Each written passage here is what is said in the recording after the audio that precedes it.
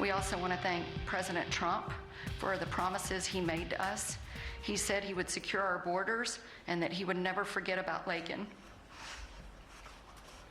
And he hasn't. Well, President Donald Trump signed the first bill of his second term into law this afternoon. The Laken Riley Act requires federal officials to detain those in the country illegally who are accused of theft or other violent crimes before they're convicted. The act is named after 22-year-old Laken Riley, who was killed by an illegal immigrant on the run in Georgia. Good evening, I'm Kai Jackson. Laken Riley's family isn't the only family praising this law. Trump invited the family of Kayla Hamilton, the Maryland woman investigators say was killed by an illegal immigrant, to the bill's signing.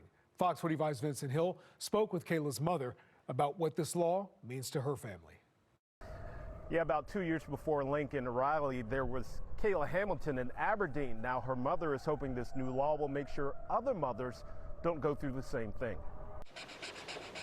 With the stroke of a pen by President Trump, the Laken Riley Act is now law. It's the first bill signed into law by the president, who put illegal immigration at the top of his campaign. The law, named after the Georgia nursing student killed by Jose Abrera, would require ICE to detain undocumented immigrants arrested for theft, burglary, and other charges, like Laken's killer was prior to her murder, but before Laken's murder. With us as well is the loving family of Kayla Hamilton. There was 20-year-old Aberdeen resident Kayla Hamilton. He has really been saying her name since the beginning, and even when he was campaigning. 20-year-old girl murdered in July 2022 by the MS-13 illegal alien gang member who is violent, vicious. Kayla's killer, then 17, was in the country illegally from El Salvador.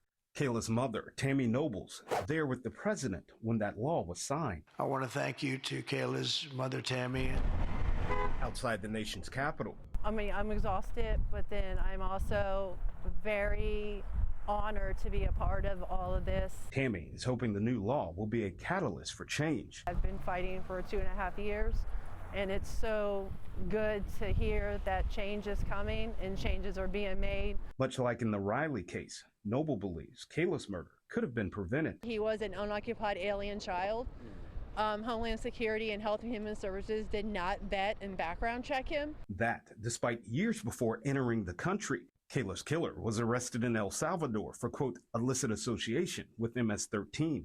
To make matters worse, while facing those charges for Kayla's murder, her killer was placed in a foster home. A lot of them are gang members that are coming across the border because a lot of them are teenagers. For Tammy Nobles, the Laken Riley Act, somewhat of a bittersweet. It's too late for Kayla and the other women affected by the border. But it gives her hope that there won't be another Kayla, Laken, and no other mother has to feel that pain. I can hear Kayla saying to me, "Go, Mom, go."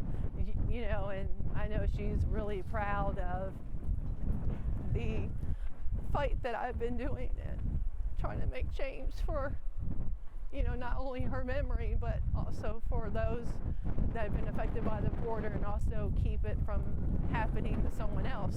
Now, Tammy tells me there's a lot more work to be done. You may remember Kayla's killer actually went to a Maryland school, so she says her fight is long from over. In the nation's capital, Vincent Hill, Fox 45 News.